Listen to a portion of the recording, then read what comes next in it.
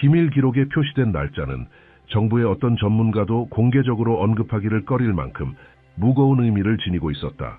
2030년 2월 18일 오후 4시 4개의 도시 전체가 어떤 위성도 감지하지 못한 힘에 의해 사라질 수 있는 날이었다.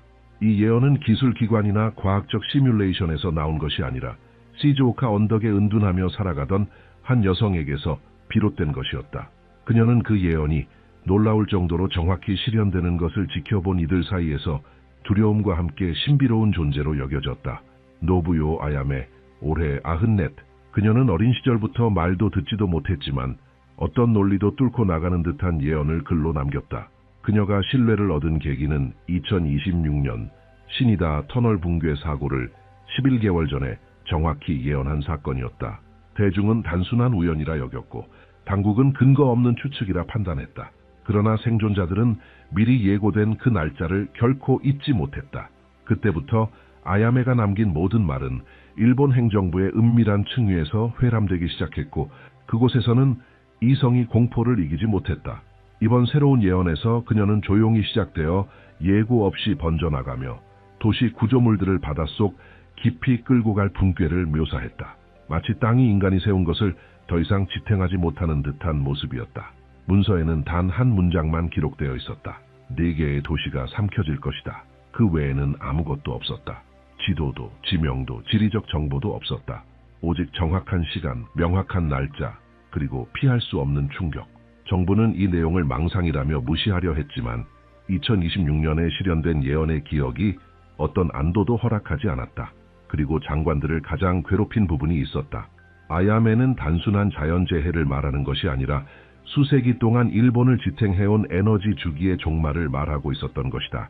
그녀는 일본이 생명의 숨결을 잃고 그 흐름이 한반도로 이동할 것이라 적었다.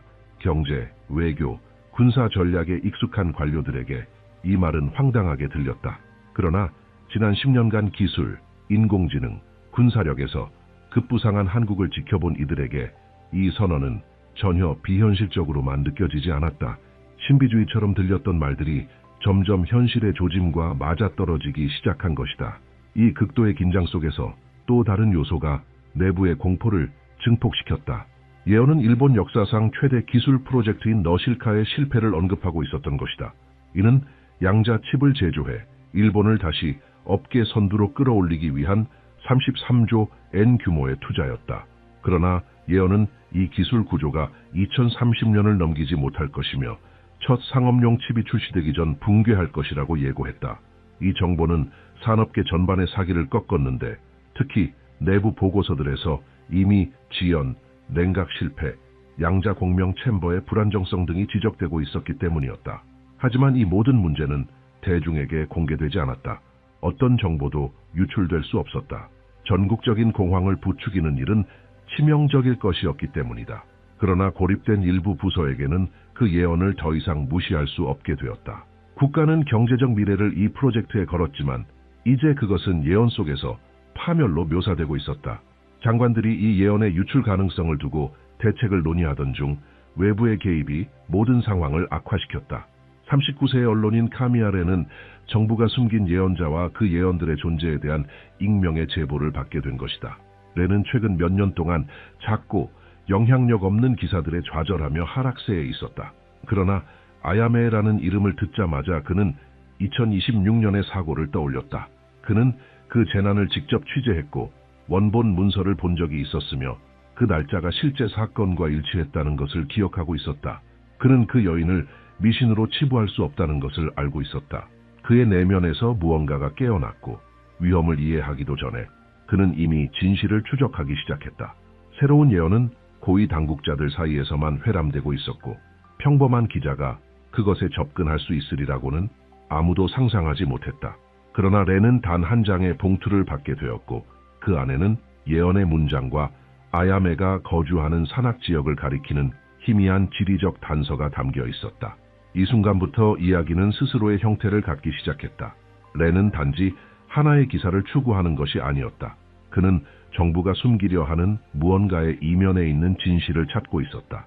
그에게 있어 2030년 2월 18일이라는 날짜는 단순한 예언의 표시가 아니었다. 그것은 익숙한 현재와 아무도 직면하려 하지 않는 미래를 가르는 선이었다.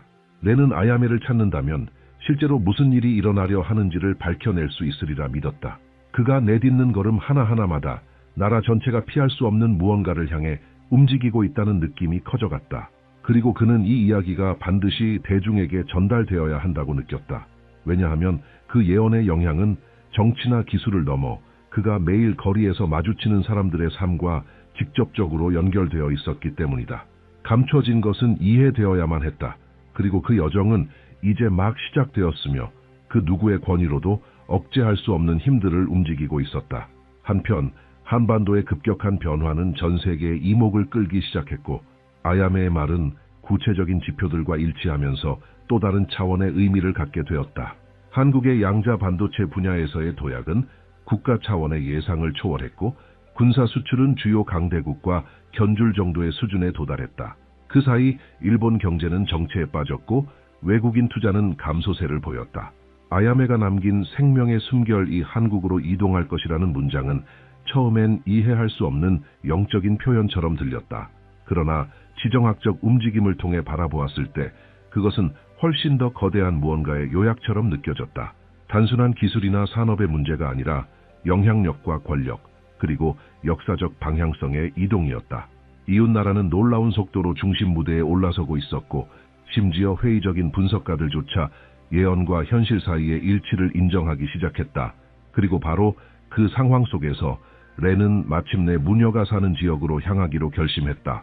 여정은 시작부터 누군가의 감시를 받는 듯한 끊임없는 긴장 속에서 진행되었다. 시즈오카 산악지대로 이어지는 도로에는 일정한 간격으로 눈에 띄지 않는 순찰 차량들이 오갔고 그것은 우연으로 보기 어려운 움직임이었다. 렌은 이미 누군가가 자신의 동선을 파악하고 있다는 사실을 직감했다.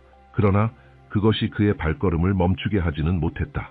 오히려 정부의 침묵 뒤에 훨씬 더 거대한 무언가가 있다는 자신의 의심을 확신하게 만들었다. 마을에 도착했을 때 그는 주민들 사이에서 묘한 불안을 느꼈다. 마치 보이지 않는 압력이 공동체의 일상을 짓누르는 듯한 분위기였다. 아무도 아야메의 이름을 직접 언급하지 않았지만 그녀에 대해 묻자 몇몇은 시선을 피했고 일부는 정부 관계자들이 그녀에게 접근하려다 실패한 최근의 사건에 대해 속삭였다. 사람들의 말투는 빠르고 조심스러웠으며 마치 곧바로 어떤 처벌이 닥칠 것을 두려워하는 듯했다. 이 긴장감은 렌으로 하여금 자신의 탐색이 반드시 필요하다는 확신을 더욱 굳히게 했다. 그는 무녀의 집으로 향하는 길목에 다다랐을 때 길을 차단하고 있는 차량 한 대를 발견했다. 그것은 의도적으로 통행을 막고 있는 듯했고 2명의 요원이 환경조사를 위한 일시적인 통제라고 설명했다. 그러나 그 설명은 즉흥적으로 꾸며낸 듯 억지스러웠다. 렌은 불필요한 충돌을 피하기 위해 일단 물러났지만 다른 방식이 필요하다는 것을 깨달았다. 마을로 돌아와 작은 식당에 머물던 그는 몇 시간의 기다림 끝에 노인들 사이에서 아야메의 이름이 언급되는 단편적인 대화를 엿들을 수 있었다. 그들 중 한 명은 아야메가 남긴 경고에 대해 이야기했는데 일본의 보호 에너지가 약해지고 있으며 이 쇠퇴가 극단적인 사건들이 일어날 틈을 만들 것이라고 말했다. 그는 과학적이거나 기술적인 설명은 덧붙이지 않았고 단지 그녀가 그런 내용을 적은 뒤 모습을 감췄다고 반복했다. 마치 그녀만이 이해할 수 있는 무언가를 준비하고 있었던 듯했다. 그 말을 곱씹고 있던 렌에게 한 여성이 조심스럽게 다가왔다. 그녀는 밖에서 대화를 나누고 싶다며 렌을 이끌었다. 이름은 하나, 일본어와 한국어에 모두 능통했고 아야메가 남긴 일부 문서를 번역해온 학술 그룹의 일원이라고 자신을 소개했다. 그 그룹은 예언 패턴과 사회 문화적 영향에 대해 연구하고 있었다. 그녀에 따르면 아야메는 연속적이고 논리적인 방식으로 글을 쓰지 않았으며 단절된 블록 형태로 예언을 기록했고 그것들을 조합해야만 전체의 흐름이 드러났다. 하나는 그 예언 중 일부의 단층 파열, 산업 붕괴, 그리고 2030년까지 되돌릴 수 없는 형태로 나타날 세계 질서의 재편에 대한 언급이 있다고 밝혔다. 그녀는 이 내용을 구조적 경고라고 부르며 낡은 종이 3장을 렌에게 건넸다. 거기에는 번역된 예언의 일부가 담겨 있었다. 문서들은 소름 끼칠 정도로 구체적인 세부 사항과 함께 앞으로 몇 개월에 걸쳐 점차 심화될 일련의 현상들을 묘사하고 있었다. 첫 번째는 인구 밀집 지역을 지탱하는 지하 구조물들의 점진적인 붕괴였다. 두 번째는 일본의 기술력이 한국과의 경쟁에서 뒤처지며 너실카 프로젝트에 직접적인 타격을 주고 결과적으로 일본 역사상 최대의 산업 위기를 불러올 것이라는 내용이었다. 세 번째는 일본을 강대국으로 인식하던 세계적 시각이 변하면서 새로운 아시아 주체들이 부상할 것이라는 예고였다. 렌을 가장 놀라게 한 것은 글의 명확성이었다. 상징적인 표현도 영적인 설명도 없었다. 텍스트는 냉정하고 직설적이며 거의 기술 문서처럼 느껴졌다. 그 무시무시할 정도의 정밀함은 무언가 매우 심각한 사태가 다가오고 있다는 사실을 분명히 보여주고 있었다. 하나는 이 문서들을 정부에 전달하려 했지만 어떤 공식적인 경고도 전달하지 못하도록 제지당했다고 말했다. 그녀는 당국이 이런 예언이 초래할 사회적 충격을 두려워하여 재난의 가능성을 부정하는 길을 택한 것이라 믿고 있었다. 그러나 국제 언론에서 일본의 경제적, 구조적 취약성을 지적하는 보도가 늘어날수록 아야메의 말은 점점 더 설득력을 얻고 있었다. 마치 나라 전체가 그녀가 가리킨 방향을 그대로 따라가고 있는 듯했다. 한 걸음씩 되돌릴 수 없는 길을 향해 가고 있었다. 렌은 자신이 지금 쓰고 있는 것이 단순한 기사가 아니라 곧 드러날 역사적 기록이라는 사실을 깨달았다. 이 예언은 국경을 초월하는 힘, 정부의 결정을 흔드는 영향력, 그리고 국가 전체의 궤적을 바꾸는 변화를 다루고 있었다. 그는 이 내용을 세상에 알리는 순간 직접적인 탄압이나 감시를 받을 수도 있다는 것을 알고 있었다. 그럼에도 불구하고 수천만 명의 사람들이 지금 어떤 일이 진행되고 있는지를 이해할 권리가 있다고 믿었다. 설령 권력이 이를 감추려 하더라도 말이다. 그 만남 이후 렌의 결심은 더욱 굳어졌다. 그는 반드시 아야메를 찾아야 했고 새로운 장벽이 생기기 전에 그녀의 설명을 온전히 기록해야만 했다. 이 확신은 렌을 앞으로 나아가게 했다. 그는 자신이 감당해야 할 위험을 모른 채 걸음을 옮기고 있었지만 그가 손에 쥔 것은 단순한 문서가 아니었다. 그것은 나라 전체가 외면하려는 미래의 일부였다. 그리고 산속에서 그를 기다리고 있는 진실은 앞으로 펼쳐질 모든 일에 결정적인 전환점을 가져올 것이었다. 아야메의 은신처로 향하는 길은 산등성이를 오를수록 점점 더 좁아졌다. 렌은 마을 사람들이 꺼리는 오솔길을 따라 파편적인 증언과 그녀가 상부의 명령에 따라 고립되었다는 확신만을 믿고 나아갔다. 주변의 경찰 존재는 단순한 감시가 아니었다. 그것은 봉쇄였다. 그곳에는 대중의 시선으로부터 철저히 차단되어야 할 무언가가 있었다. 렌은 멀리서 산 허리쯤의 측면 통로 앞에 서 있는 요원들의 모습을 보았을 때 그것을 확신했다. 그들은 접근하지 않았다. 단지 기다리고 있을 뿐이었다. 마치 자신들이 감히 마주할 수 없는 무언가를 지키고 있는 것처럼. 긴장감은 더욱 고조되었다. 인근 주민들로부터 들은 소문도 그랬다.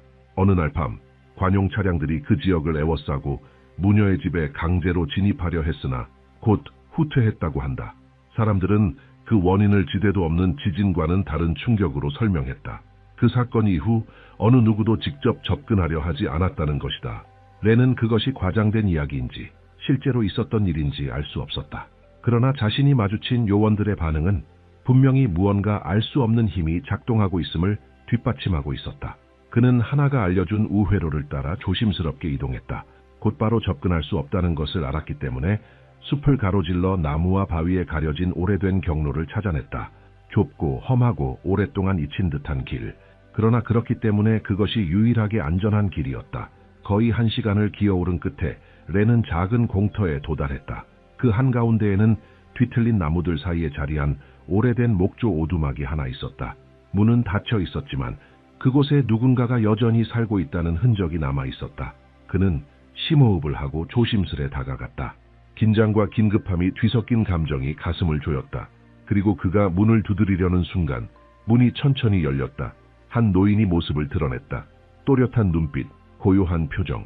그녀는 작은 슬레이트판을 들고 있었고 그 위에 자신의 말을 써내려갔다.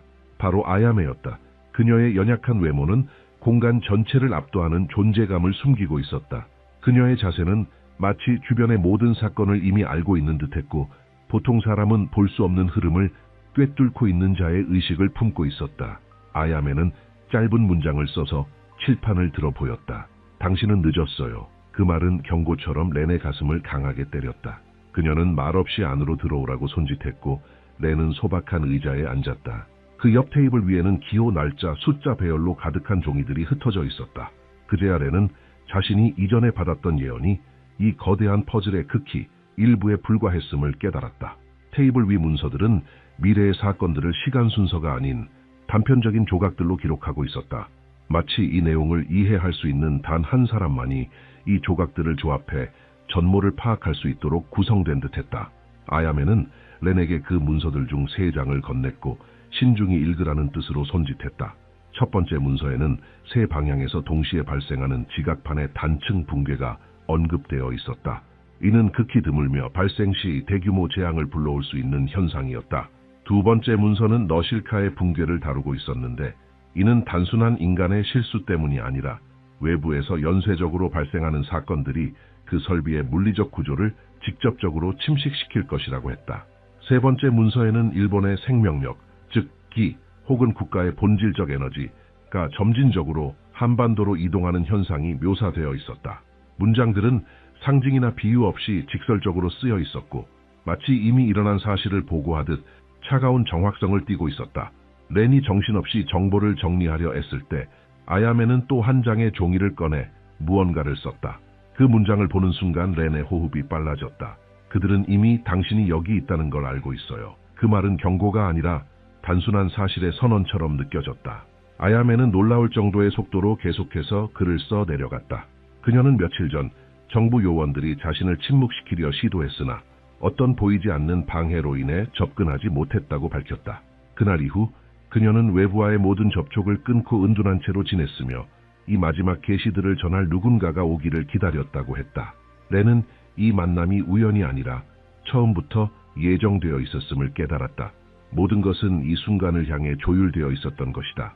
아야메는 따로 정리된 작은 문서 더미를 가리켰다. 그것은 렌이 도착하기 며칠 전에 기록된 최신 예언들이었다. 그 안에는 지질 안정성과 도시의 안전성에 대한 세계적 인식 자체를 뒤흔들 사건이 다가오고 있다는 내용이 담겨 있었다. 그녀는 4개의 도시가 밑으로 끌려갈 것이라 표현했고 그 원인은 지하 깊숙이에서 조용히 축적되고 있는 힘들이라고 했다. 그 묘사는 감정 없이 냉정하고 구체적이었다. 마치 그녀가 그 현장을 직접 보고 있는 듯했다. 모든 기록에는 동일한 날짜가 반복되고 있었다. 2030년 2월 18일, 그 어떤 해석의 여지도 없었다. 정확하고 명확하며 피할 수 없는 예언이었다. 렌이 손짓으로 아직 경고할 시간이 있는지를 묻자 아야메는 단지 고개를 저으며 이렇게 썼다. 이제 결정은 듣는 사람들의 몫이다. 그것은 깊은 충격을 주는 선언이었다. 책임은 정부나 기관에 있는 것이 아니었다. 정보를 접한 이들이 지금 말해지고 있는 것의 심각성을 이해해야 했다.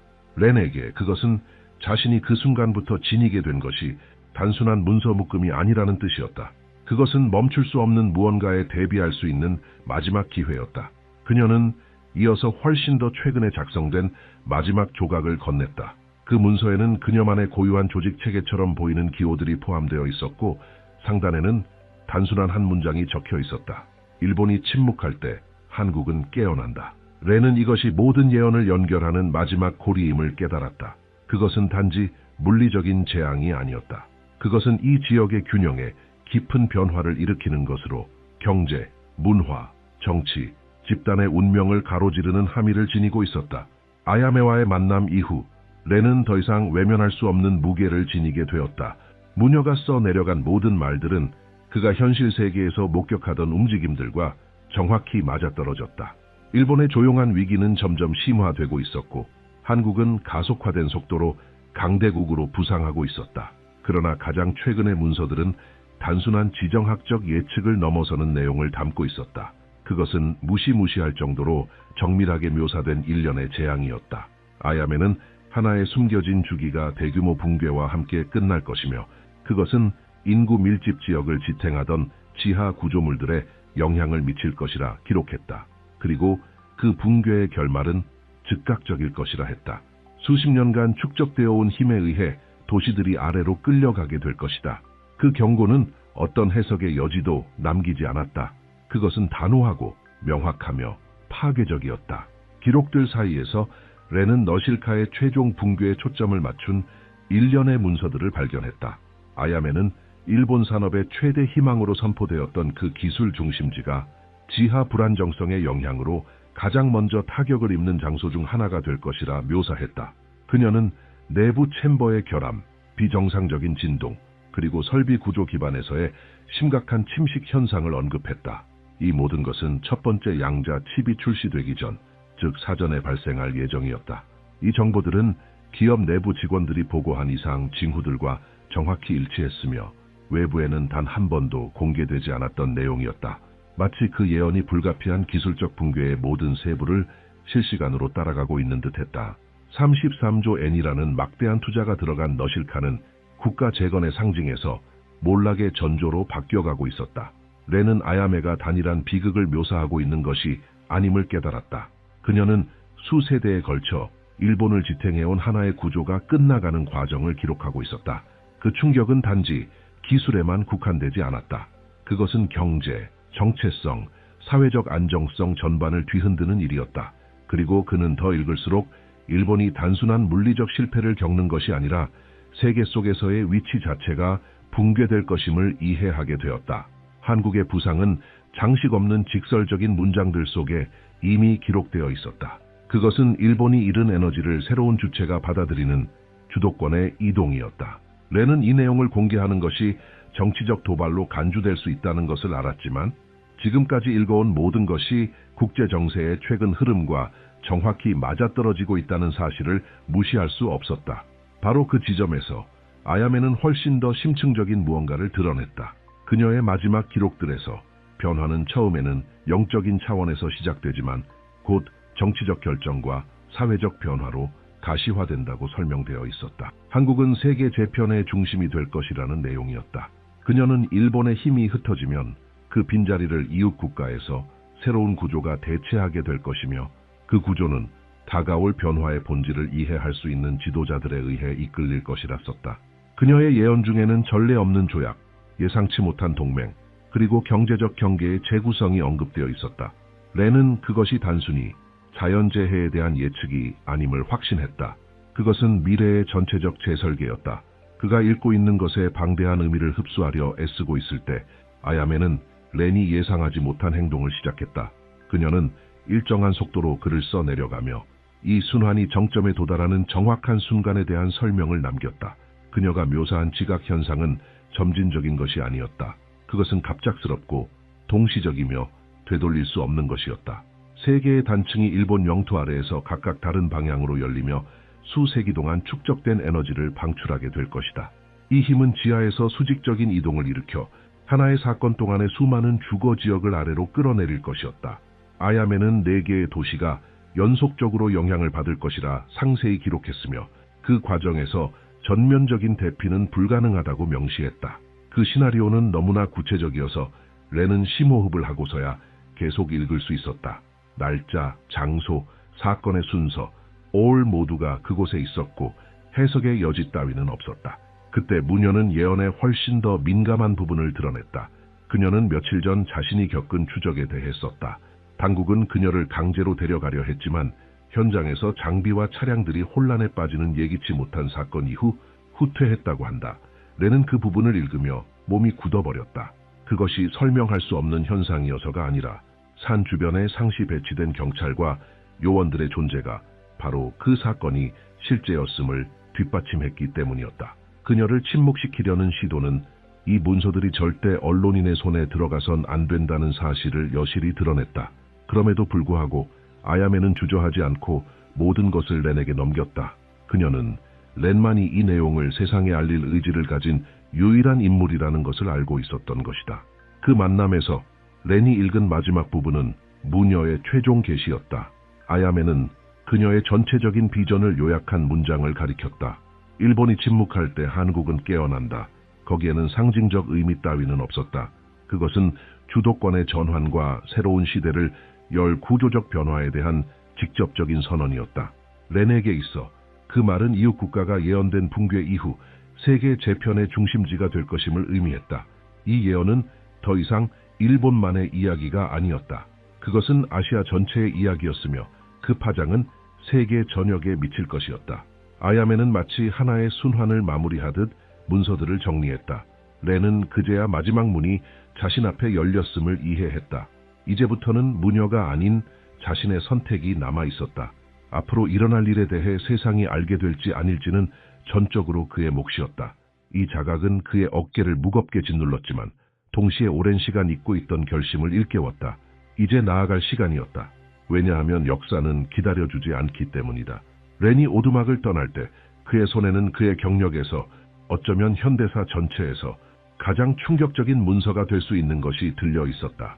그러나 그가 산길을 내려가기도 전에 아래숲에서 이상한 소리가 들려왔다. 빠르고 조율된 발소리, 짧은 암호를 주고받는 목소리.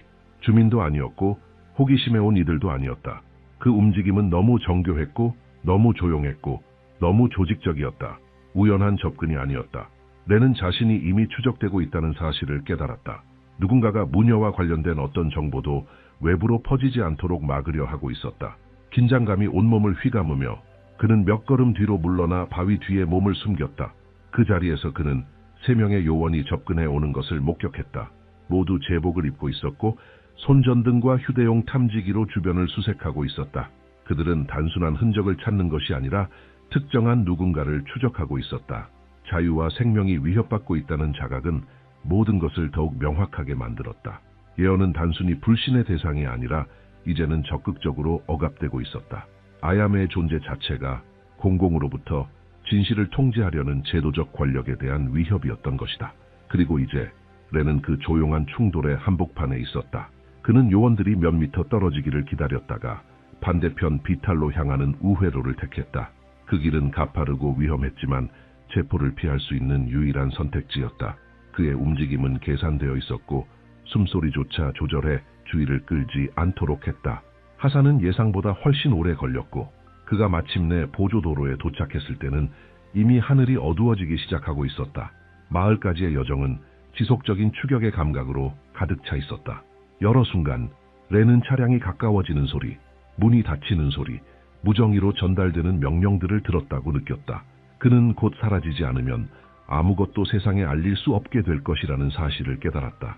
가장 먼저 해야 할 일은 하나를 다시 만나는 것이었다. 그녀는 만일의 상황에 대비해 미리 정해둔 장소에서 그를 기다리고 있었다. 렌이 문서들을 건넸을 때 하나는 페이지의 분량과 내용의 깊이를 보고 그대로 굳어버렸다. 몇몇 문서에는 그녀가 이전에 단편적으로 번역했던 예언의 완전한 버전이 있었고 다른 문서들은 그녀의 연구팀조차 한 번도 접한 적 없는 새로운 예언들을 담고 있었다. 아야메의 전체적인 비전이 그 종이들 안에 담겨 있다는 것을 깨달은 순간 하나는 그것이 더 이상 단순한 학문적 연구의 대상이 아니라는 걸 이해했다. 그것은 한 사회 전체를 향한 경고였다. 렌의 결정은 빠르게 내려졌다. 그들은 모든 것을 녹화하고 문서를 디지털화한 뒤 가능한 한 많은 사람들에게 몇 분 안에 정보를 퍼뜨릴 준비를 해야 했다. 검열의 위험은 컸지만 자료가 즉시 공개된다면 그 충격은 훨씬 더 클 것이었다. 렌은 하나의 집 거실에 즉석 카메라를 설치하고 직접 녹화를 시작했다. 문서의 출처, 예언의 내용, 그리고 관련된 위험들을 설명했다. 그의 목소리는 긴장으로 떨리고 있었지만 그 안에는 확신도 담겨 있었다. 이제 더 이상 망설일 공간은 없었다. 그가 침묵을 지킨다면 4개의 도시는 아무도 이해하지 못한 채로 사라질 운명에 놓이게 될 것이었다. 녹화는 거의 1시간이 걸렸다. 끝난 후 렌은 영상과 스캔된 문서들을 여러 서버에 분산 업로드해 추적과 삭제를 피했다. 그런 다음 자신의 채널에 가장 직설적인 제목을 붙여 게시했다. 2030년 2월 18일 금지된 붕괴 예언 문서. 몇 분도 되지 않아 게시물은 들불처럼 퍼져나가기 시작했다. 충격에 빠진 사람들의 댓글, 의문, 감정적인 반응과 분석이 폭발적으로 이어졌고 영상 조회수는 기하급수적으로 증가하면서 단숨에 소셜미디어상의 최대 화제로 떠올랐다. 렌이 예상하지 못했던 것은 정부의 반응 속도였다. 1시간도 지나지 않아 해당 게시물은 당국에 의해 표시되었고 렌의 이름은 내부 보고에 오르기 시작했다. 명령은 즉시 신원을 파악하고 위치를 확인하는 것이었다. 하지만 요원들이 마을에 도착했을 때 그는 이미 그곳에 없었다. 하나가 수상한 움직임을 눈치채고 미리 그를 경고해준 덕분에 렌은 몇 분 앞서 탈출에 성공했다.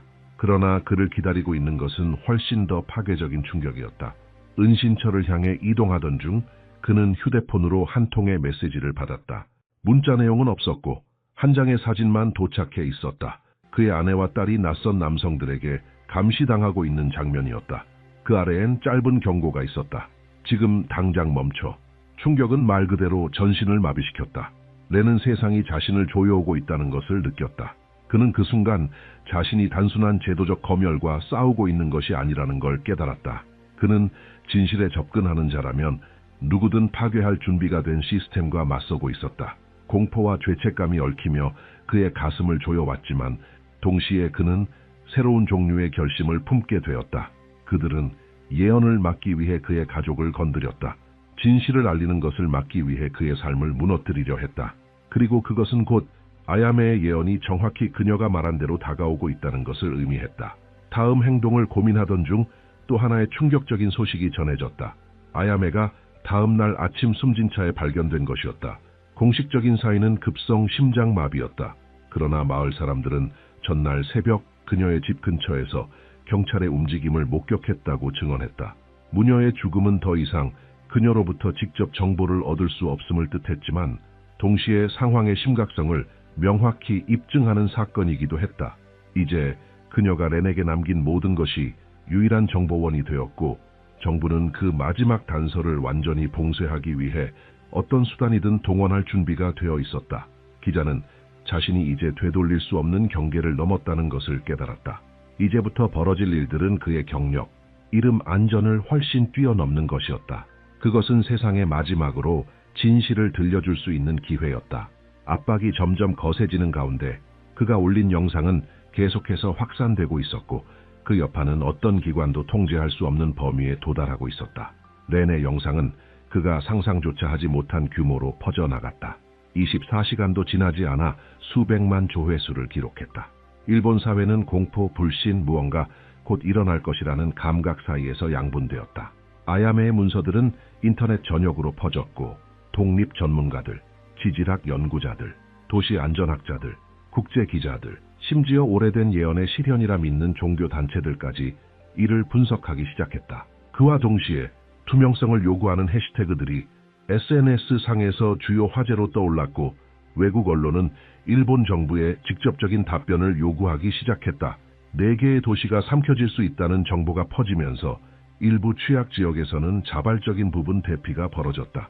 많은 가족들이 임시로 집을 떠나 고지대로 이동하거나 다른 현으로 피신했다. 국제적 반향은 한국 언론이 이 예언을 전면적으로 보도하면서 더욱 강해졌다. 서울, 부산, 대구의 주요 신문은 아야메가 묘사한 에너지 이동 현상에 대해 상세히 분석했고 이를 한국의 기술 및 군사적 발전과 연결지었다. 한국이 향후 세계에서 중심적 역할을 맡게 될 것이라는 전망은 국민적 자긍심을 고취시켰다. 한국의 평론가들은 아야메의 비전이 자국의 지식인과 승려들이 오래전부터 남긴 예언들과 일치한다고 지적했다. 방송들은 일본에 닥친 위협뿐 아니라 한국이 역사적으로 각성하는 전환점에 서 있다는 가능성도 함께 다루었다. 아야메가 남긴 문장, 일본이 침묵할 때 한국은 깨어난다는 한국 대중 사이에서 새로운 시대의 상징처럼 확산되었고 예언이나 영적 주제에 관심이 없던 젊은 세대까지 이를 인용하기 시작했다. 그 와중에 렌은 요코하마의 작은 아파트에 숨어 지내며 상황을 모니터링했다. 가족과는 직접 접촉하지 않았고 그 어떤 움직임도 그들을 즉각적인 위험에 노출시킬 수 있다는 것을 두려워했다. 그는 익명의 제보자들로부터 상황의 심각성을 확인하는 업데이트를 계속 받고 있었다. 요원들은 여전히 그의 행방을 추적 중이었고 내부 부서들에는 체포 지시가 하달된 상태였다.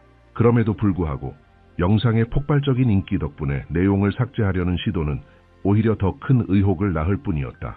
진실은 이미 스스로 형태를 갖추었고 이제는 어떤 수단으로도 지울 수 없었다. 매 시간마다 새로운 집단들이 움직이기 시작했다. 지역사회는 자발적으로 대피 경로를 논의하는 모임을 조직했고 독립 엔지니어들은 지질 불안정성 지도를 예언된 날짜와 대조하기 시작했다. 디지털 인플루언서들은 라이브 방송에서 사건을 다루며 더욱 큰 주목을 끌어냈고 국제 지진 모니터링 기구들조차 일본 영토에 대한 감시를 이례적으로 강화하며 예언을 입증하거나 반박할 수 있는 징후를 찾기 시작했다. 세계 대부분은 여전히 회의적이었지만 재난의 가능성은 다양한 분야가 입장을 취하게 만들었다. 한때 외딴 마을에 갇혀있던 예언은 이제 수천 명의 결정을 형성하고 있었다. 그러나 대부분은 평범한 시민들에게 미친 감정적 충격을 인식하지 못했다. 예언을 한 번도 믿지 않았던 사람들조차 이제는 자신의 안전을 의심하기 시작했다. 가족들은 집을 떠나야 할지 남아야 할지를 두고 논쟁했고, 학생들은 학교에서 마치 역사적 사건의 한복판에 있는 듯 예언을 이야기했다. 렌의 영상 댓글에는 통제할 수 없는 힘 앞에서 느끼는 무력감을 호소하는 일본인들의 메시지가 이어졌다. 누군가는 경고해준 것에 대해 감사했고, 누군가는 더 많은 정보를 요청했으며, 어떤 이들은 다가오는 미래를 맞이할 용기를 바란다고 남겼다. 그 댓글란은 낯선 사람들끼리 취약함, 운명, 변화, 공동 책임에 대해 깊이 있는 생각을 나누는 공간으로 변모했다. 그 충격은 한국에도 강하게 전달되었다. 아야메의 비전은 전국적인 화제로 떠올랐고 TV 프로그램에서 다뤄졌으며 전문가들의 분석과 공개 포럼에서의 토론 주제가 되었다. 많은 한국인들은 이 예언을 자국이 새로운 시대의 리더십을 맡아야 한다는 부름으로 해석했다. 예언의 다른 부분에 기록된 푸른 문 블루 게이트의 해라는 표현은 다가오는 지역 재편의 시기를 상징하는 말로 반복되기 시작했다. 어떤 이들에게는 그 각성이 경제적 기술적 강화의 신호였고, 또 다른 이들에게는 세계적 사건을 대비하는 영적 변화의 징조였다. 일부는 무녀가 남긴 가장 오래된 문서에 언급된 남북한 통일 가능성과 이 예언을 연결짓기도 했다. 이 모든 사건의 폭풍 한가운데서 렌은 조용히 전개 상황을 지켜보며 모든 세부를 흡수하고 있었다. 그는 자신의 삶이 다시는 예전으로 돌아갈 수 없음을 알고 있었다. 또한 아야메의 죽음이 끝없는 계시의 원천을 닫은 것처럼 보일 수는 있어도 그녀의 말이 남길 영향까지 끝난 것은 아님을 잘 알고 있었다. 그녀가 남긴 글은 이제 앞으로의 선택, 논의, 변화들을 이끌 유산이 되었고, 그 메시지를 살아있게 유지할 책임은 렌 자신과 두려움 없이 그것을 들은 모든 사람에게 달려 있었다. 영상 속에서 자신의 용기에 감사한다는 시청자들의 댓글을 읽으며 그는 안도감과 동시에 무거운 책임을 느꼈다. 진실은 드러났다. 이제 세상이 그것을 가지고 무엇을 할지 결정할 차례였다. 그 후 며칠 동안 여파는 계속해서 커졌고, 처음엔 무관심했던 국가들까지 영향을 받기 시작했다. 지질학, 국제정치, 아시아 역사 분야의 전문가들이 공개적으로 해당 문서에 대해 입장을 내기 시작했고, 일부는 예언이 일어날 가능성이 낮다고 평가했지만 또 다른 이들은 결코 배제할 수 없는 시나리오라고 경고했다.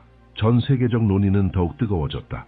그리고 다양한 의견이 오가는 가운데 처음부터 이 사건을 지켜본 이들 사이에서 하나의 확신이 자리 잡고 있었다. 경고는 이미 주어졌고 더 이상 무시할 시간은 남지 않았다는 것이었다. 아야메의 이야기는 더 이상 외딴 예언자의 기록이 아니었다. 그것은 모두를 향한 집단적 부름으로 바뀌었다. 세상을 열린 눈으로 바라보라는 초대이자 당연하게 여겨졌던 구조들을 다시 질문하라는 촉구였다.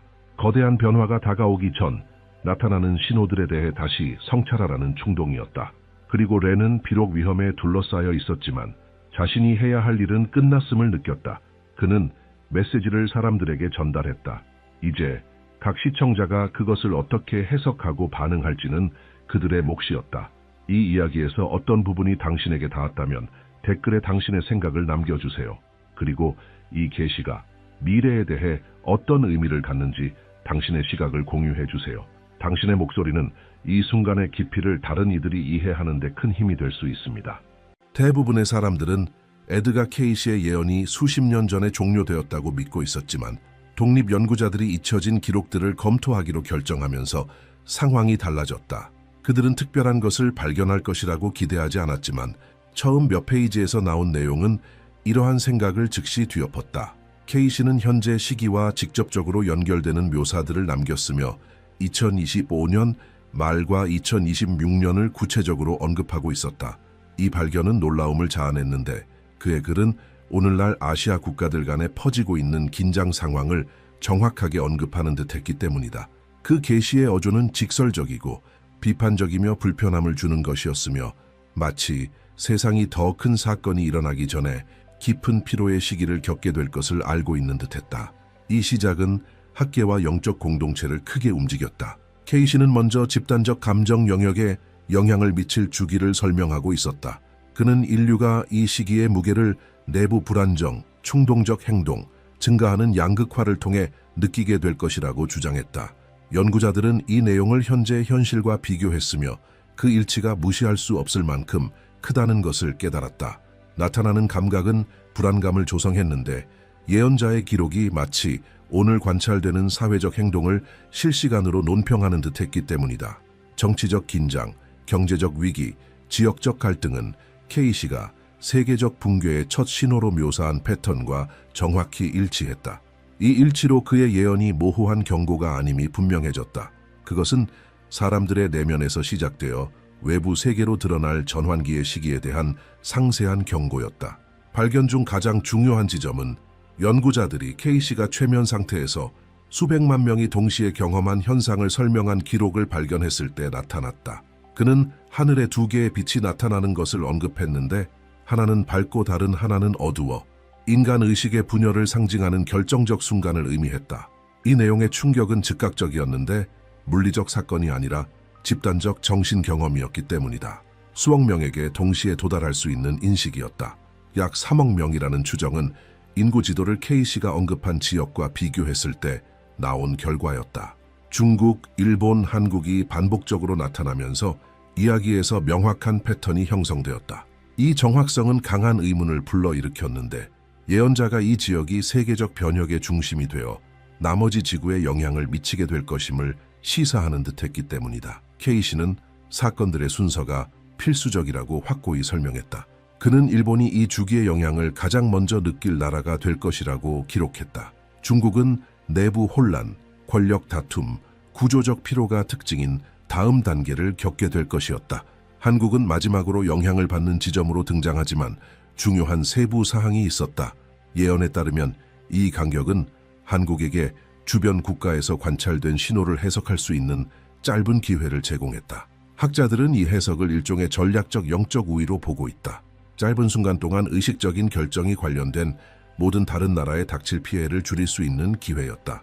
K씨가 남긴 경고는 이 지역 전체가 수년간 축적된 내부적 약점을 드러내는 사건들에 직면하게 될 것임을 시사했다.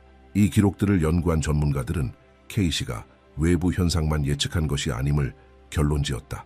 그는 인류를 글로벌 사건을 변화시킬 수 있는 감정적 장으로 설명했다. 긴장이 특정 수준에 도달하면 집단적 반응이 통제 불능 상태로 나타난다고 그는 말했다. 이는 국경을 넘어 정치적, 사회적 구조를 변화시키는 움직임을 생성하게 된다. 대중의 관심은 이러한 분석 일부가 유통되기 시작하면서 커졌다. 많은 사람들은 최근 정부와 국민들의 행동이 수십 년 전 K씨가 묘사한 순서를 따른다는 사실에 놀랐다. 다른 이들은 연구자들이 이 문서들을 오랫동안 무시한 것을 비판했다. 이전에는 멀게만 느껴졌던 상황이 이제 긴급성을 띠게 된 것이다. K씨는 현대 세계의 붕괴가 우연히 발생하지 않는다고 설명했다. 그것들은 조용히 축적되어 넘칠 지점에 도달할 때까지 쌓이며 그 지점에 이르면 연쇄적으로 사건이 발생한다고 말했다. 이러한 관점은 현재 아시아 상황과 직접 연결되며 정치적, 사회적, 영적 긴장이 뚜렷하게 고조되는 모습과 맞닿는다. 한계가 가까워지고 있다는 감각은 예언적 내용을 주시하는 전문가와 관객 사이에서 퍼지기 시작했다. 분석된 기록에서 그는 자신의 비전이 강도를 바꾸기 시작한 순간을 묘사했다. K씨는 일반적인 꿈이 미래 사건에 대한 극도로 상세한 인식으로 변하기 시작했다고 기록했다. 이러한 경험의 명료성은 그의 가까운 주변 사람들조차 놀라게 했으며 수년 후에야 의미를 갖게 되는 예측의 정확성을 목격하게 했다. 각 기록은 그가 더 깊은 의식 상태에 접근하면서 능력이 확장되었음을 보여주며 마치 인간적 인식과 글로벌 사건에 대한 숨겨진 정보 사이의 경계를 넘어선 것처럼 나타났다. 이는 집단적 주기와 관련된 영적 메커니즘을 이해하려는 학자들에게 그의 이름을 중요한 참조로 만들었다. 문서들은 예언자가 단순히 상징을 해석하는 데 그치지 않았음을 보여준다. 그는 오직 훗날 검증될 수 있는 세부 사항까지 포함하여 사건을 묘사했다. 역사적 사건에 대한 그의 정확성은 복잡한 예언을 무시할 수 없게 만들었다. 특정 지역들이 그의 기록 속에 등장했고 정치적, 사회적 구조에서의 급격한 변화도 함께 나타났다. 이러한 정보는 세계가 긴장된 시기에 접어들 때마다 반복적으로 나타났다. 바로 이 점이 현대 연구자들로 하여금 오래된 기록을 재검토하게 만들었다. K씨가 아시아의 현재 상황과 맞닿는 사례들을 언급하고 있다는 사실을 확인했을 때 전문가들 사이에서는 공동 경고가 촉발되었다. 그들은 그의 말이 아직 완전히 이해되지 않은 전환점을 가리킨다고 결론지었다. 분석 결과 K씨의 이 주기에 대한 비전은 단순한 외부 사건을 다룬 것이 아니었다. 그는 변혁이 기관 내부에서 시작될 것이라고 주장했다. 정부, 경제 시스템, 영향력 집단은 내부 갈등으로 인해 점차 소모될 것이었다. 예언자는 동맹이 쉽게 깨지고 지속적인 불안정한 분위기가 형성되는 시기를 묘사했다. 이러한 예언은 중국, 일본, 한국 간 현재 긴장과 유사성을 발견한 정치 분석가들의 주목을 받았다. 가장 널리 받아들여진 해석에 따르면 K씨는 사건의 연속이 점차 심화되어 지역 전체를 불안정하게 만들 것을 내다본 것이다. 이 패턴은 일반 대중에게는 예상치 못한 형태로 나타나는 글로벌 재구성의 시작이 될 것이다. 이 비전 단계에서 결정적인 지점은 K씨가 수백만 명이 동시에 인지하는 현상을 설명할 때 나타난다. 그는 이 인식이 대규모 변화를 촉진하는 계기로 작용할 것이라고 기록했다. 전문가들은 이 현상이 물리적 사건이 아니라 집단적 심리 붕괴를 의미한다고 본다. 수많은 사람들이 동시에 같은 정신적 인상을 경험할 가능성은 학자들 사이에서 치열한 논쟁을 불러일으켰다. 분석가들이 사용한 인구 지도는 K씨가 언급한 지역들이 세계 인구의 상당 부분을 차지함을 보여주었다. 사회적 변혁이 예언자가 영향이 가장 클 것이라고 말한 지역에서 실제로 시작된다는 점은 그 비전을 더욱 불안하게 만든다. 이러한 해석은 연구자들로 하여금 다양한 옛 기록을 재검토하게 만들었다. 많은 기록에서 K씨는 세계적 감정적 압력이 특정 수준에 도달할 때 인간 행동이 급격히 변화할 것이라고 지적했다. 그는 정치적 결정이 충분한 결과, 분석 없이 성급하게 내려질 것이라고 경고했다. 이 연속 과정은 국경을 넘어 대륙 전체로 확산될 결과를 초래할 것이다. 현대 연구자들은 현재 세계가 이미 유사한 신호를 보여주고 있음을 강조한다. 정부 간 마찰과 증가하는 사회적 양극화는 예언에서 묘사된 곡선을 그대로 따르는 듯하다. 예언과 현실 사이의 이러한 정합성이 조사에 참여한 이들을 가장 우려하게 만드는 요소다. 다음 게시들은 에드가 K씨가 남긴 내용에서 급격한 진전을 보여주었다. 그는 하늘이 단순한 배경이 아니라 물리적 세계와 집단적 감정장 사이에 소통 지점이 되는 순간을 묘사했다. 비전에서는 2025년에서 2026년으로 이어지는 주기 전환 시점에 동시에 두 개의 빛이 나타난다고 언급했다. 하나는 확장을 상징하는 강렬한 빛이고 다른 하나는 인류 내부에 쌓인 압력을 드러내는 어두운 빛이었다. 이러한 묘사는 아시아 지역에 대한 직접적 언급과 함께 나타나 연구자들을 놀라게 했다. 마치 지구의 그 부분이 전 세계에 영향을 미칠 충격의 중심인 것처럼 보였기 때문이다. 비전은 기록에 언급된 수치를 현재 데이터와 비교할 때 더욱 강력해졌다. K씨는 수백만 명이 동시에 하늘에서 나타나는 이 빛의 분열을 인식할 것이라고 기록했다. 약 3억 명이라는 추정치는 예언과 관련된 인구 밀집 지역을 분석하면서 도출되었다. 가장 널리 받아들여진 해석은 이 인식이 집단적 심리적 붕괴 역할을 한다는 것이다. 일반 사람들은 원인을 이해하지 못한 채 예상치 못한 감정적 무게를 느끼게 되며 이 현상은 세계가 K씨가 묘사한 주기의 결정적 단계로 들어가고 있다는 지표로 작용할 것이다. 이 비전의 중요성은 사건의 순서를 설명할 때 더욱 커진다. 일본은 깊은 변화를 가장 먼저 경험하며 내부 구조에 영향을 미치는 불안정한 시기를 시작한다. 이어 중국은 내부 갈등과 경제 시스템의 피로로 특징 지어지는 강한 긴장을 겪는다. K씨는 이 과정을 단계적으로 발전하는 연쇄 반응으로 묘사했다. 한국은 마지막으로 영향을 받는 지점으로 등장하지만 연구자들의 주목을 끄는 특징이 있었다. 예언에 따르면 이 간격은 한국이 다른 나라들이 놓치는 신호를 인식할 기회를 제공한다. 연구자들이 이러한 묘사를 분석하면서 K씨는 사건의 순서를 주기의 핵심 요소로 다루고 있음을 깨달았다. 그는 각 지역의 집단적 인식이 서로 다를 것이라고 설명했다. 각 지역은 누적된 긴장 수준에 따라 현상에 반응하게 된다. 이러한 이해는 지정학적 분석가들 사이에서 깊은 성찰을 불러일으켰으며 언급된 국가들이 이미 상당한 압력을 받고 있다는 점과 맞물렸다. 예언은 현재 상황과 정합성을 보이며 많은 사람들이 무시할 수 없는 긴급성을 느끼게 한다. 이러한 세부 사항들은 K씨가 단순한 개별 사건을 묘사한 것이 아니라 지속적인 과정 전체를 설명하고 있음을 강화한다. 또 다른 측면에서 연구자들의 우려를 더욱 증폭시킨 것은 K씨가 인간의 반응이 즉각적일 것이라고 기록했을 때 나타났다. 그는 집단적 결정이 감정의 혼란 속에서 내려질 것이라고 주장했다. 두빛의 인식은 충동적인 정치적 움직임을 촉발하는 계기로 작용할 것이라고 했다. 이 비전은 오늘날 세계에서 이미 관찰되는 패턴을 반영하고 있어 주목을 끌었다. 정부는 신속한 결정을 내리고 국민들은 강렬하게 반응하며 위기 상황은 마치 공통의 근원에서 비롯된 것처럼 확산된다. 이러한 연결성 때문에 많은 연구자들이 초기 결론을 재검토하게 되었다. 분석 결과 K씨는 이 현상을 물리적 사건으로 보지 않고 심리적 신호로 다루었다. 그는 인류가 결국 마음 자체가 주요한 갈등의 장이 되는 지점에 도달할 것이라고 설명했다.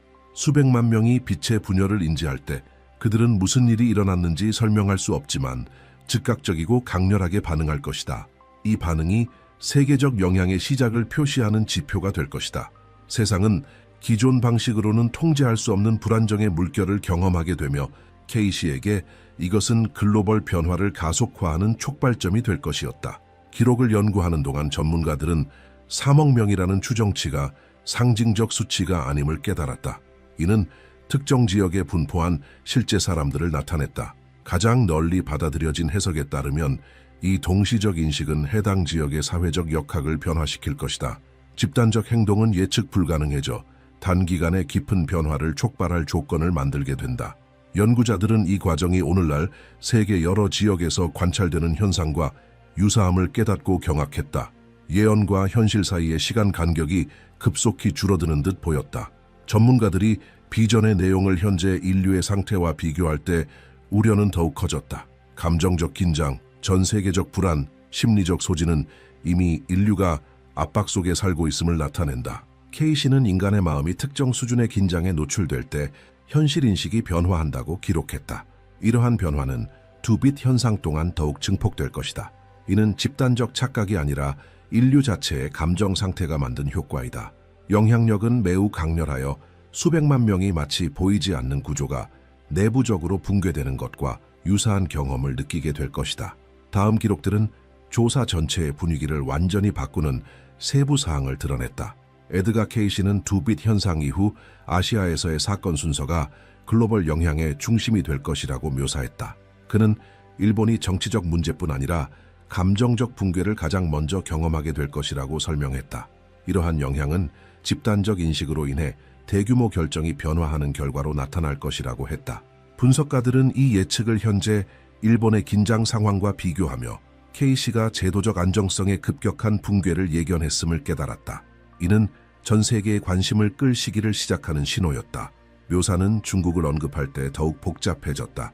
K씨는 중국이 내부 갈등과 구조적 실패로 특징 지어지는 광범위한 소모의 물결을 겪게 될 것이라고 기록했다. 그는 이러한 상황이 국가가 축적한 압력이 한계를 넘어 발생한다고 설명했다. 연구자들은 이 내용이 그의 최면 기록에서 여러 차례 나타났다는 점을 강조하며 상징적 비전이 아니라 실제로 심각한 불안정에 들어갈 영토에 대한 예측임을 지적했다. 기록들은 이러한 붕괴가 점진적으로 일어나지 않고 갑작스럽게 발생할 것임을 보여주었다. 이 단계에서 가장 강렬한 부분은 K씨가 한국을 언급할 때 나타난다. 그는 한국이 마지막으로 영향을 받지만 결정적 역할을 하게 될 것이라고 기록했다. 한국은 주기 완성의 지점으로 등장하며 충격 사이의 간격이 우연이 아니라고 했다. 이는 신호를 해석하고 현상에 대응할 수 있는 짧은 기회를 제공하는 시점이었다. 전문가들은 이 부분이 현대 학자들에게 가장 큰 주목을 받은 이유라고 강조했으며 한국이 K씨가 묘사한 주기의 결말에서 핵심적 역할을 하게 됨을 시사한다고 평가했다. 분석 과정에서 연구자들은 K씨가 단순히 외부적 불안정만을 언급한 것이 아님을 확인했다. 그는 해당 지역의 집단적 인식이 인간 행동 전반에 영향을 미칠 수준에 도달할 것이라고 설명했다. 이 예언 부분은 중요한 결정이 강렬한 감정의 영향 아래 내려질 수 있음을 시사하며 격렬한 논쟁을 불러일으켰다.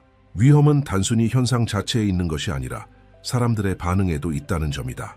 이러한 이해는 전문가들로 하여금 입장을 재검토하게 만들었으며 이 예언이 현재의 상황, 성급한 결정과 증가하는 긴장과 일치함을 인정하게 했다. 다음 구절에서 케이시는 그가 영적 일식기라고 부른 현상을 상세히 설명했다.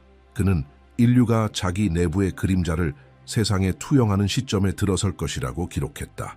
이 일식은 천체에 의해 발생하는 것이 아니라 축적된 감정에서 비롯되는 것이었다. 긴장이 극도로 심화되면 대규모로 인지 가능한 현상이 나타날 것이라고 했다. 이 예언 단계는 오랫동안 논란의 대상이 되었지만 오늘날에는 새로운 관점에서 이해되고 있다. 연구자들은 케이시가 점점 더 빈번하게 관찰되는 전 세계적 심리적 영향을 묘사한 것으로 보고 있다.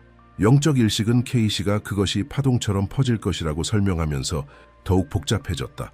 첫 번째 파동은 언급된 국가들에서 나타나고 두 번째 파동은 인접 지역으로, 세 번째 파동은 지구 나머지 지역으로 확산된다. 학자들은 이 파동을 집단적 반응의 단계로 해석했다. 축적된 긴장이 클수록 다음 파동의 힘도 커진다. 이 예언 구절은 단순히 지역적 영향이 아니라 주기가 최고조에 달할 때 피할 수 없이 발생하는 글로벌 변화를 예측한다는 점에서 주목받았다. 이 단계에서 가장 중요한 부분은 케이시가 영적 일식이 인간의 안전 감각을 떨어뜨릴 것이라고 언급한 지점이다. 사람들은 보이지 않는 무언가가 다가오는 듯한 감각을 느끼게 된다. 이 느낌은 경제, 정치, 국제 관계와 같은 영역에도 영향을 미칠 정도로 강렬해진다. 최근의 위기를 분석한 연구자들은 이러한 패턴이 현재 세계에서 이미 나타나기 시작했다고 주장한다. 전 세계적 불안, 충동적 행동, 통제에 대한 절박한 욕구는 케이시가 이 일식의 초기 신호라고 설명한 것과 정확히 일치한다. 케이시는 이 일식을 처벌로 해석해서는 안 된다고 강조했다. 그는 인류가 감정적 긴장의 한계를 넘어섰으며 세상은 집단적 반영과 직면해야 한다고 기록했다. 이 예언 구절은 격렬한 논쟁을 불러일으켰다. 일부 학자들은 케이시가 깊은 변화는 사람들이 오랫동안 회피해온 현실에 직면할 때만 발생한다고 보여주고자 했다고 해석한다. 다른 학자들은 축적된 행동의 불가피한 결과에 대한 경고라고 주장한다. 공통점은 모두가 그의 언어의 정확성을 인정한다는 것이다. 연구자들이 이 기록들을 검토하는 동안 케이시는 이 단계를 분기점으로 다루고 있음을 깨달았다. 그는 영적 일식 이후 신호들이 단순한 내부적 인식을 넘어 물리적 형태로 나타나기 시작한다고 기록했다. 그는 특이한 생물, 혼란을 일으키는 기상현상, 자연에서 나타나는 신호들을 언급했다. 이러한 계시는 예언의 새로운 단계를 열었으며 인간의 마음에서 시작된 변화와 함께 구체적 현상이 동반되는 시기였다. 예언의 진보된 기록들은 에드가 케이시가 남긴 가장 불안한 부분 중 하나를 드러냈다. 그는 주기 진행의 물리적 표시로 등장하는 생물을 묘사했다. 그 중 하나는 기형적인 형태로 눈에 띄는 새였다.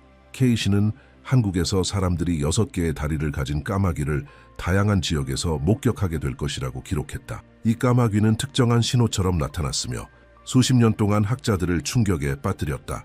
당시에는 알려진 자연현상과 관련 없어 보였기 때문이다. 그러나 현대 분석에서는 이 까마귀를 인간 집단적 불균형이 자연 속에서 직접적으로 나타난 결과로 해석한다. 6다리 까마귀의 등장은 단일 사건으로 다루어지지 않았다. 케이시는 이 신호가 점진적으로 나타나며 처음에는 드물게 등장하다가 점차 빈도가 증가한다고 설명했다. 일반 사람들이 관찰 기록을 남기고 이후 당국이 이를 인지하게 되는 순서가 이어진다고 했다. 연구자들은 예언자의 묘사가 객관적이며 상징적 요소가 없다는 점을 강조했다.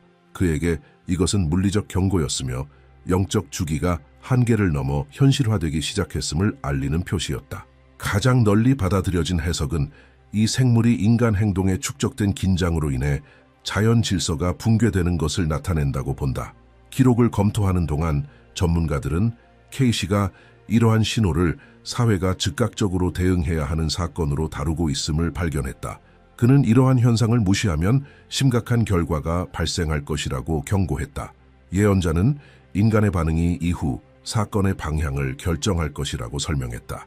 기형적인 까마귀에 대한 태도는 일종의 집단적 시험이 될 것이다. 신호의 의미를 이해하는 사람들은 주기의 단계를 해석할 수 있지만 단순한 과학적 호기심으로만 다루는 사람들은 의식적으로 대응할 기회를 잃게 된다.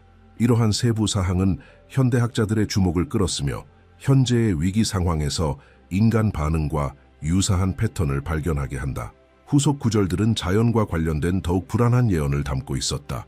케이시는 2026년 동안 세계가 자연 요소와 관련된 일련의 사건들을 겪게 될 것이라고 기록했다. 그는 세 가지 주요 재앙을 언급했는데 하나는 물과 관련되고 다른 하나는 땅, 마지막 하나는 공기와 관련되어 있었다. 첫 번째는 홍수, 물 부족 또는 오염으로 인구 밀집 지역에 영향을 미칠 것으로 예상됐다. 두 번째는 지질학적 불안정으로 도시 구조의 붕괴와 예기치 못한 지진을 포함했다. 세 번째는 인간 호흡기에 보이지 않는 공격으로 나타날 것이라고 했다. 이러한 묘사는 이미 취약 국가들에서 나타나기 시작한 패턴과 맞물려 주목을 끌었다. 예언은 케이시가 호흡기 질병의 재등장을 언급하면서 더욱 강렬해졌다. 그는 이 질병이 신체뿐 아니라 인간의 정신과 감정에도 같은 강도로 영향을 미치며 집단적 정서 붕괴를 일으킬 것이라고 기록했다. 연구자들은 케이시가 신체적 심리적 영향을 동시에 발생하는 이중적 효과를 묘사했다고 강조했다. 최근의 글로벌 경험으로 인해 이 예언의 신뢰성이 더욱 부각되었다. 많은 학자들은 케이시가 인류가 이미 극복했다고 믿었던 문제를 다시 맞이하게 될 것이며 문제의 근본 원인이 여전히 해결되지 않았음을 경고한 것이라고 해석한다. 예언에서 묘사된 글로벌 영향은 이 세 가지 재앙이 독립적으로 발생하는 것이 아님을 보여주었다. 이들은 인류에 축적된 감정적 압력에 대한 자연적 반응으로 같은 주기의 한 단계에서 나타난다. 물은 집단적 소모를, 땅은 구조적 결함을, 공기는 인간 균형의 취약성을 상징한다. 분석가들은 현재 세계를 관찰할 때 이 세 영역 모두에서 불안정이 증가하고 있음을 지적하며 예언과 현실의 연관성이 케이시 예언의 힘을 강화한다고 평가한다. 최종 기록에서 케이시는 예언에서 가장 기대되면서도 두려운 단계를 설명했다. 그는 주기가 최고조에 달할 때 5명의 결정적 인물이 등장할 것이라고 기록했다. 이들은 전통적 지도자나 공인된 권위자가 아니라 특정 시점에 나타나는 평범한 개인들이었다. 케이시는 이들이 2026년 3월, 6월, 9월, 11월, 12월에 등장하며 집단적 의식에 직접적인 영향을 미칠 것이라고 상세히 설명했다. 연구자들은 케이시가 이들을 촉매자로 다루었음을 깨달았다. 이들은 대중적 인정을 원하지 않더라도 사회에 깊은 변화를 일으키는 움직임을 만들어낼 것이다. 첫 번째 인물은 3월에 등장할 것으로 예언되었다. 케이시는 이 인물을 필수 정보를 숨기고 있는 구조를 깨뜨릴 수 있는 능력을 가진 사람으로 묘사했다. 연구자들은 이 인물을 투명성의 수호자라고 불렀다. 그는 수년간 무시되어 온 진실을 드러내어 기관의 운영 방식을 변화시킬 것이었다. 케이시는 이러한 폭로가 사회 내에서 예상치 못한 혁신을 시작할 것이라고 기록했다. 분석가들은 이 행동이 대중과 권위기관 사이의 관계를 바꾸어 전 세계적 영향을 만들 것이라고 보았다.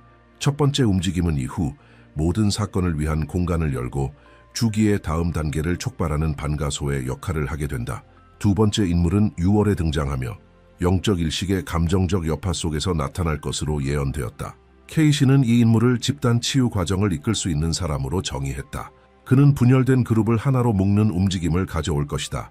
이 인물의 힘은 내면에서 비롯되며 불가능해 보였던 화해를 시작할 수 있는 능력에 근거한다.